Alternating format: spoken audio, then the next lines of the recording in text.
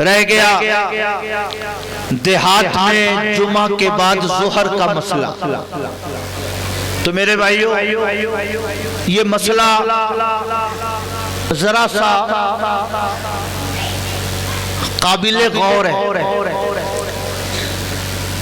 ہم اور آپ امام اعظم ابو حنیفہ کے ماننے والے، اور امام اعظم ابو حنیفہ رضی اللہ تعالیٰ عنہ کے نزدیک جمعہ کے صحیح ہونے کی شرطوں میں سے ایک شرط شہر ہونا بھی ہے.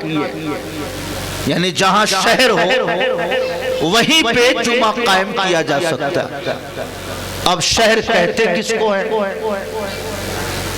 تو شہر کے سلسلے میں جو مستند تعریف ہے وہ یہ ہے کہ وہ آبادی جہاں پہ حاکم بیٹھتا ہو، لوگوں کے فیصلے کرتا ہو، قاضی بیٹھتا ہو جہاں پہ حدود و قصاص کو جاری کرتا ہو، مختلف گلیاں ہوں، مختلف محلے ہوں.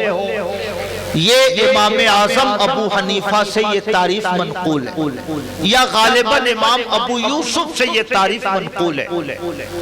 اس لحاظ سے ہم اور آپ دیکھیں گے تو اکثر دیہات یہ شہر کے حکم میں نہیں آتے، مگر ایک اور تعریف قاضی امام ابو یوسف نے شہر کی ہے کہ وہ آبادی کہ اگر اس آبادی کی بڑی مسجد میں وہاں کے جو بالغ مسلمان ہیں وہ جمع ہو جائیں تو مسجد تنگ ہو جائے، کچھ لوگوں کو باہر نماز پڑھنی پڑے، تو ایسی آبادی کو شہر کے حکم میں قرار دیا جا سکتا ہے.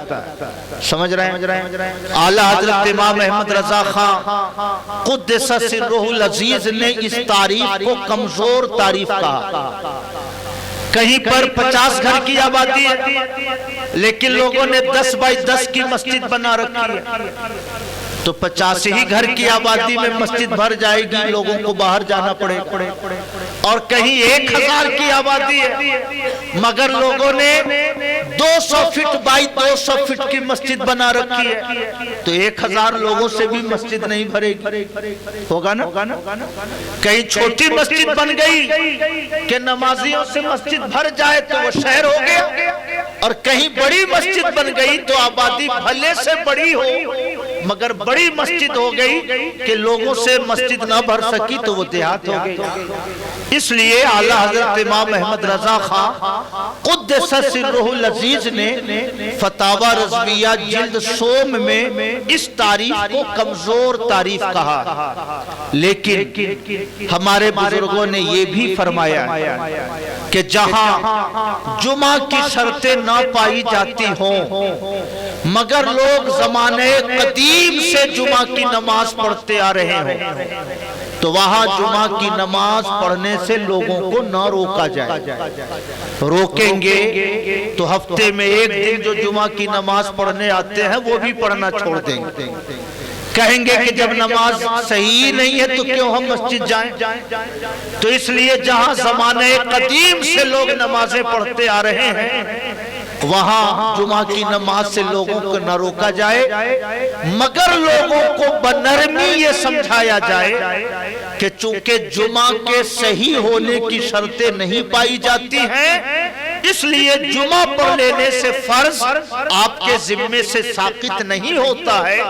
ظہر کی نماز بھی پڑھ لیجئے تاکہ کم سے کم ایک وقت کا فرض تو آپ کے ذمے سے ادا ہو جائے. سمجھ رہے ہیں؟ یہ حکم شرعی ہے. اس لیے دارالعلوم قادریہ نوریہ بگاڑو وہاں پہ بھی ہم لوگ جمعہ کی نماز کے بعد ظہر کی نماز پڑھتے ہیں. ہمارے یہ بھائی بتا سکتے ہیں کہ ٹاٹی دری میں بھی جمعہ کی نماز کے بعد ظہر کی نماز ہوتی ہے. دھر کی کھالہ وغیرہ میں بھی جمعہ کی نماز کے بعد ظہر کی نماز ہوتی ہے.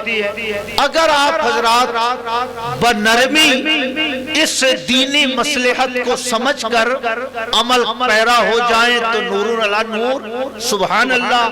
اور اگر کسی فتنے کا اندیشہ ہو تو میں آپ سے اصرار بھی نہیں کرتا ہوں.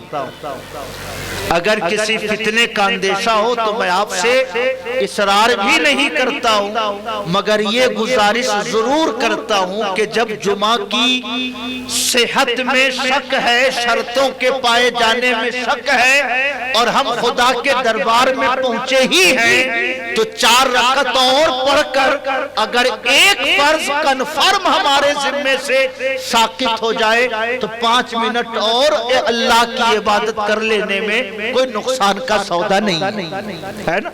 ہم اور آپ بینک جاتے ہیں، مکھ منتری یوجنا سے کوئی فنڈ آپ کو ملنے والا ہو، پردھان کہے کہ 1000 کی جگہ 5000 لے جائے، انکار کریے گا؟